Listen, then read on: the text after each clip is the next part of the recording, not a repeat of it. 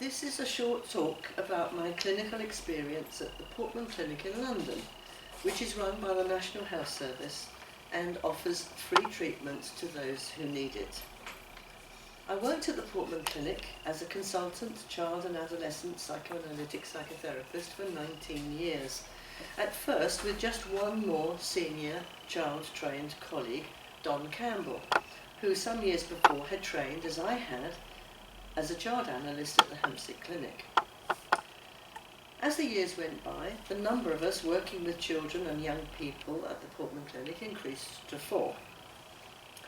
Alongside us were several psychoanalysts and psychotherapists who worked with the adult patients, and during my time at the clinic I also trained as an adult psychoanalyst at the British Psychoanalytic Society. The Portman Clinic is the only NHS institution where patients of all ages, children, adolescents and adults, who are delinquent, violent or suffering from sexual perversion, are offered psychoanalytic psychotherapy to help them face and understand how and why they need to resort to using their bodies as an attempted solution to unbearable feelings, fears and conflicts stemming from extremely traumatic past experiences. The clinicians aim to help the patients to begin to tolerate thinking about themselves rather than using action. In the case of children and adolescents, this way of thinking is also vital in working with the patient's carers and the professionals in the network, both in order to help them to understand better the internal forces propelling the youngster into unacceptable behaviours, but also to help them appreciate how they also may sometimes unwittingly jump into action with the patient and their colleagues out of their own anxiety and feelings of helplessness aroused by the case. Now, in this talk, for the sake of brevity, I will use the word he to include patients of both genders unless specifying otherwise. Child psychotherapists working at the Portman Clinic are in the privileged position of being highly valued by the adult psychotherapists and psychoanalysts, and presentations from members of the child team at the clinic's weekly discussion meetings were always greatly appreciated. For clinicians working with adults, such presentations offer further insight into the developmental roots of disturbance in their adult patients. Following Mervyn Glasser's understanding of the global character of a perversion, which does not become fully established until adulthood, we don't consider children and adults and adolescents with perverse behaviours as having a perversion, because their development is still ongoing. Instead, they would be thought of as potentially on the way to developing a perversion. Providing skilled and sensitive therapy can help the young person's development to shift away from that trajectory and get back onto a more normative developmental track. This is also the aim when working with delinquent and violent patients.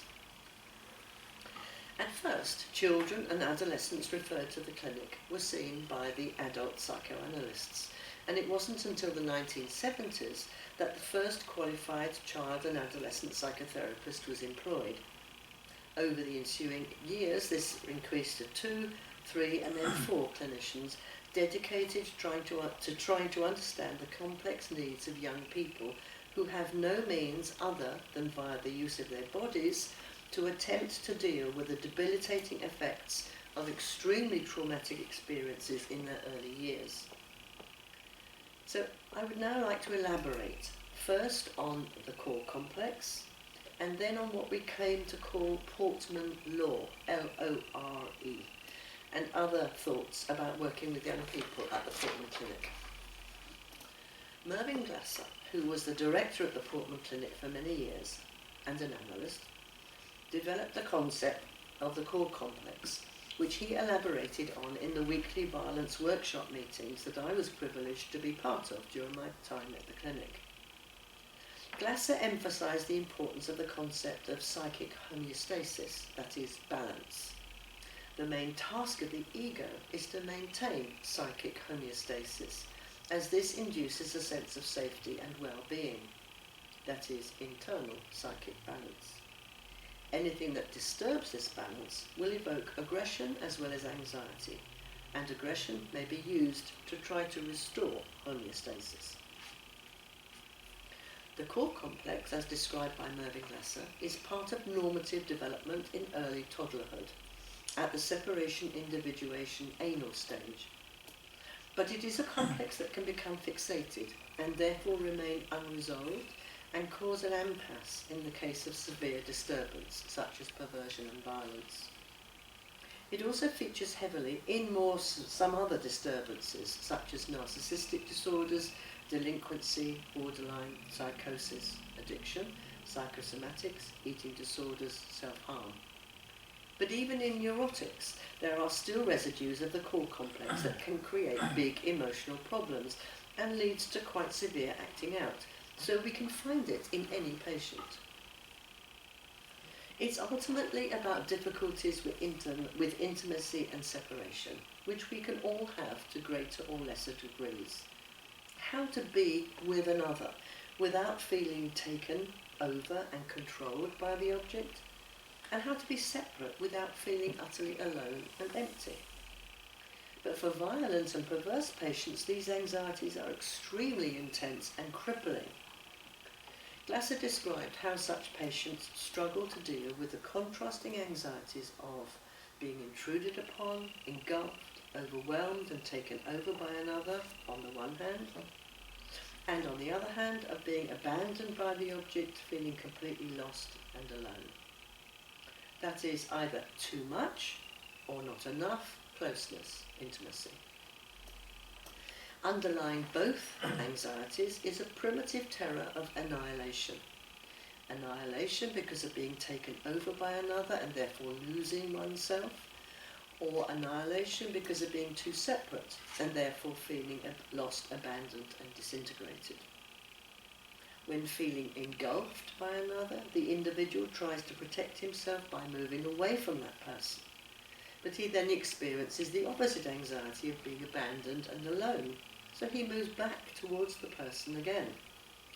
But this is an impossible situation, so he swings back and forth between the two extremes, desperately trying to find a position where he can feel safe. The core complex originates in the anal stage of pre-Oedipal development outlined in the Freudian developmental model, where issues of separation, individuation, control and aggression are prominent, and the dyadic relationship with the mother is most central. Typically in the history of such patients, there is a mother whose narcissistic needs take precedence over her child's needs, so that the child cannot experience a safe emotional closeness with her, and his capacity to develop a valued sense of himself as separate and different from her is severely compromised. Never feeling seen as himself, but only as a narcissistic extension of the mother, leads to extreme narcissistic vulnerability in the child, and intense sensitivity to feelings of humiliation and helplessness. Typically, the lack of an emotionally available father further prevents the child from being able to experience a more healthy attachment relationship and to find appropriate separateness from the damaging tie to the narcissistic mother. Glasser emphasized the central role of aggression and its sexualization in this core complex dilemma. Fear of the mother, who is experienced as annihilatory, abandoning, engulfing, humiliating. That fear of the mother arouses rage and an urge to destroy her. But there's also a desperate longing to reach her and a need to preserve her, so as to be protected from abandonment and the terrifying aloneness. Faced with this insoluble paradox of constantly trying to find a safe distance to preserve both the object and himself, he resorts unconsciously to sexualizing his aggression. That is, sadomasochism. Sadomasochism, whether as a full sadomasochistic sexual perversion, or in a less severe way, as a habitual way of relating without any actual bodily expression, then becomes the attempted solution used to defend against core complex terrors. This enables the feared but much needed object to be held onto at arm's length, psychically, not too close, not too distant, and safely in his control. Glasser contrasts sadomasochistic aggression with self-preservative aggression. Sadomasochistic aggression aims to maintain the tie at a safe distance to the object, whereas self-preservative aggression is needed to eliminate the other who is too threatening. If something breaks through the sadomasochistic defense, core complex anxieties and the ultimate terror of annihilation will resurface in full force. The other is now perceived as threatening the survival of the self, and so has to be destroyed. Self-preservative aggression then erupts in physical violence out of sheer panic for psychic survival. We would have a similar reaction if we were faced suddenly with a tiger in the jungle and we had no means of escape. We would need to try to kill it. We would not be interested in teasing it or controlling it. In considering a sadomasochistic relationship, one can fall into the trap of seeing one person as the sadistic perpetrator who attacks and controls the other as the masochistic victim. But one important element of what we call Portman law is that both parties can be sadistic as well as masochistic, and both exert some control over the other. This way of thinking does not, of course, condone physical violence or lay blame on victims of abuse, but it does help us to understand how violence can become an integral part of a relationship which cannot exist without it. It also helps prevent the split of taking sides in relation to perpetrator and victim, which can often occur in the professional network concerned with such cases, as both parties in such a scenario should be understood as suffering from core complex anxieties, each with a mostly unconscious part to play in what happens. Sadomasochism isn't only a habitual mode of relating between the individual and other people, but also features heavily in the interplay between parts of the patient's own mind. Due to early environmental impingements, these patients have a persecuting superego, and an ego that isn't sufficiently developed to be able to process feelings and anxieties and protect the self appropriately. With insufficient ego strength to intervene, the sadistic superego attacks and overwhelms the self, humiliating and torturing it with its punitive voice. But it also abandons the self by allowing it no real self-esteem. This dynamic often reflects the child's experience of overpowering or neglectful parents, and the lack of any stable self-esteem is a characteristic of all our Portman Clinic patients. Helpfully, Mervyn Glasser divided the superego into a prescriptive, thou shalt, and proscriptive, thou shalt not part. And he stresses that there is always a sadomasochistic relationship intrapsychically in the core complex between the superego as sadistic and the self as masochistic. He briefly mentions defiance and deception of the superego, which brings about excited, forbidden, sexualized thrills. But the passive resistance to the superego's demands also leads to shame and guilt that are heavily defended against and usually not open to conscious awareness. And this leads to low self-esteem and feelings of inadequacy and sometimes actual underfunctioning. The intricacies of the core complex soon became central to the way Portman Clinic staff understood that any potential intimate relationship, including of course that with the therapist, is a terrifying threat to the patients. This has huge implications for technique and requires very sensitive handling. If the stability of the patient's defensive sadomasochistic way of relating is threatened because he feels engulfed or abandoned by the therapist, or if his very fragile narcissism is undermined because he feels humiliated, the patient is likely to erupt in violent aggression as a kind of knee-jerk, last-ditch attempt at psychic self-preservation. To avoid increasing the patient's anxieties and breaching their much-needed defences, we have to be extremely careful about what we say, and especially how we say things, as the patient will so easily feel intruded upon, controlled, or neglected, dismissed, humiliated and criticised. It's important to recognise the very early developmental level of the core complex, and that it is essentially a dyadic two-person relationship that is pre-Oedipal, not Oedipal. Inevitably, the therapist will need to be drawn to some extent into a sadomasochistic dyadic relationship with the patient, because this is the only way that the patient with severe core complex anxieties knows how to relate in a relatively safe way with others. We have to allow ourselves to have one foot in this sadomasochistic transference-countertransference dynamic, whilst at the same time having the other foot outside of it, so to speak, watching and noticing what's going on. And there's a technical implication here. How, as a therapist or analyst, to find for oneself some triangulation to offset the hugely intense two-person transference-countertransference dynamic. And that is by having one's own thinking ego, or supervisor perhaps, in mind.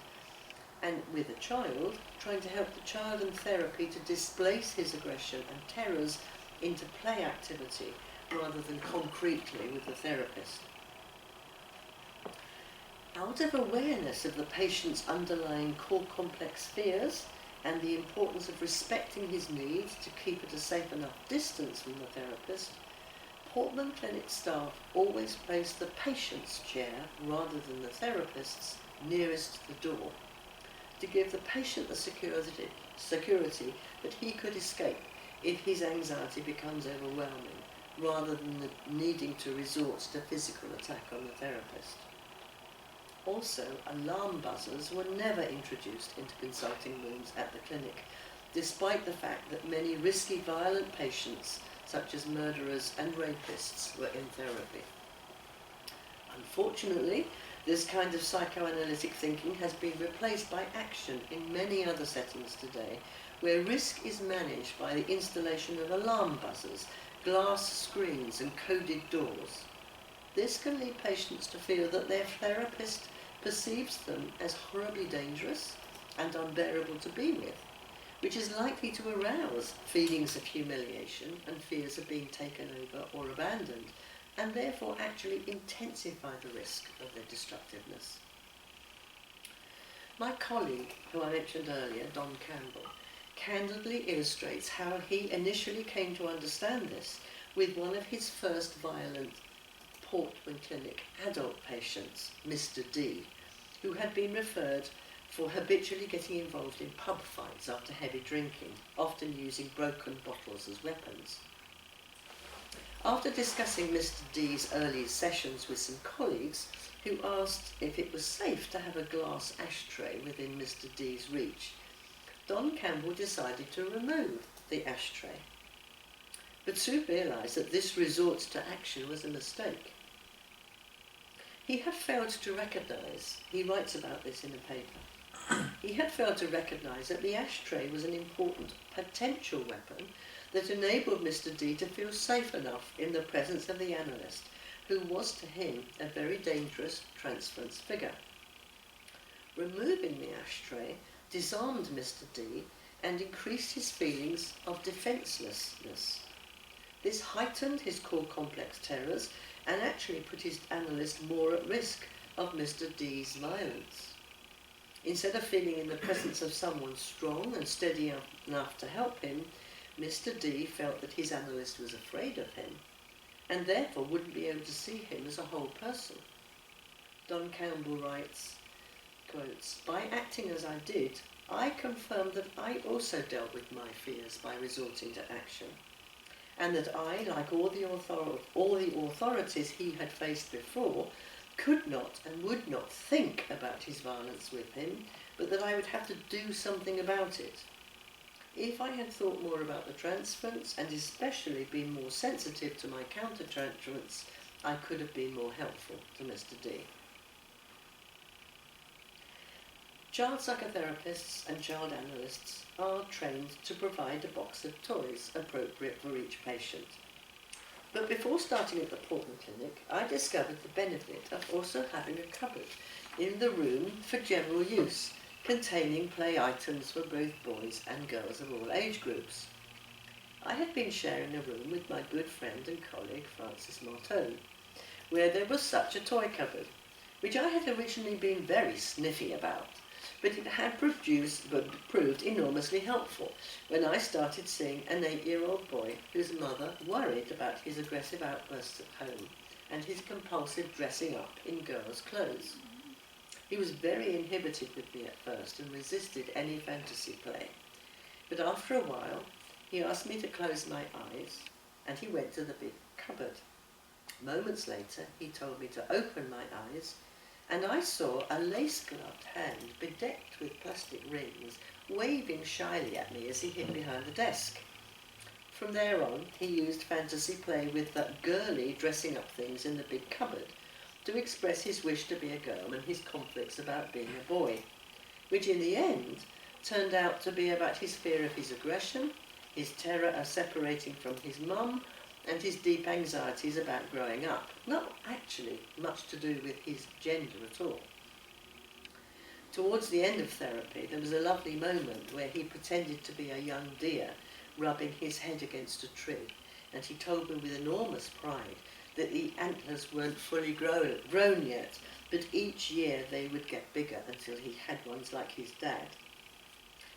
So, on the basis of this experience at the Portman Clinic, I introduced a similar cupboard for general use, and it continued to be very useful there. For example, with youngsters confused about their sexual identity, as well as those who needed to have the opportunity to regress and express their more infantile needs through play. For example, with dolls or a baby's bottle, even if they were 12 or 13. Play offers an arena for expressing feelings and experiences that cannot be put into words, and where anxieties, fears and urges that would otherwise be enacted with the body can be displaced safely. With all children, but especially those with deep core complex anxieties, it is important to be engaged with and to share the child's play, but not to intrude by interpreting potential underlying meanings too early. Otherwise, the child's core complex anxieties will be intensified because of feeling threatened by an abandoning or perhaps engulfing object. Allowing the play to unfold at its own pace gives the child the experience of being with a different kind of object, with whom a different way of relating may become possible. The child may now be able to experience their previously unmet needs for concern for their well-being and appropriate care and attentiveness being met by the therapist as a new developmental object. What applies to playing with younger children also applies to the way of listening to and talking with older children and adolescents. Tom, aged 17, instigated violent fights with boys and had attempted to rape a girl at knife point. He found it very hard to be in the room with me and would stare silently at me with a penetrating gaze, which felt both intrusive, like raping, but also dismissive. But underneath his intimidating stare, I sensed his fear of me. He wanted me to ask questions, but would then feel intruded upon. And if I stayed silent, he seemed to experience me as not being interested or bothered about him. This made the core complex dilemma very clear. He felt both engulfed and abandoned by me, and I felt similarly engulfed and also abandoned by him. Eventually I said that I had a dilemma that I'd like to think about with him. And I said I thought my words as well as my silence made him feel awful. And he said that he seemed to feel very unsafe and very uncomfortable in the room with me, and this must be horrible for him. As I tried to explore his discomfort with me, it emerged that he found all verbal communication difficult. He felt he had nothing interesting to say and that nobody noticed him. I said that must make him feel terribly lonely. Might be very hard for him to feel he was a somebody worthy of notice. Perhaps it was as if he even felt invisible. He agreed and said that the only thing that would make people pay attention to him was when he talked about his racist political opinions. It didn't matter whether the person agreed or disagreed. All that mattered was to get an intense reaction. I linked this urgent need to get through to people with his helpless isolation of never having felt noticed in a good enough way by his parents, especially by his mother. I wondered if the only way he felt he could make an impact on someone was by force, by his forceful political views or his physical violence. This seemed to reach him, and he responded thoughtfully by saying for the first time that he felt helpless and vulnerable sometimes. Tom had built a pseudo-identity as a tough guy to protect himself from feeling vulnerable to humiliation, abandonment and intrusiveness. With violent and negating parents and no age-appropriate allowance for omnipotence in early childhood, the slightest humiliation was experienced by Tom as the most terrible trauma. Underneath the presentation of himself as an all-powerful young man, there was a frightened and humiliated child whose only way of protecting himself from overwhelming sensitivity to feeling a rejected nobody was to act violently. Coldly calculated violence shaped his identity so that he could try to avoid dealing with the terrifying core complex anxieties and therefore would not experience the ultimate threats to his psychic survival. When a patient was referred to the Portman clinic, whether it's for a risk assessment, a consultation with a professional network, a court report, or a potential psychotherapy patient, we asked for all possible material on the patient from every source, often ending up with a massive number of reports, some of which had missed out vital details of the patient's history. So one of the first and most important tasks was to compile a detailed and comprehensive background history of the patient to ensure that we got as full a picture as possible of the patient's development and to ensure that important facts or events did not get lost. This in itself could often help professionals when we also offered psychoanalytic understanding in very ordinary language about how the patient's offending bodily behaviour was their attempted unconscious solution to the terrors, anxieties and conflicts in their internal world. When patients came for an assessment, they were usually extremely resistant and anxious, even if they tried to cover up their fear by apparent bravado. Often they seemed convinced that they would be perceived only as bad because of their problematic behaviours. One adolescent boy said later in therapy that it was as if he had child abuser tattooed on his forehead. It's vital to help the youngsters see that we can appreciate their positive characteristics and that we don't only focus on their problems. Because of their traumatic experiences and the lack of good enough care in their early years, their emotional development had been stunted and skewed. And so, as Anna Freud noted in writing about very aggressive children, the appropriate therapy has to be directed to the neglected, defective side, that is, the emotional development, libidinal development. How does one offer this type of therapy?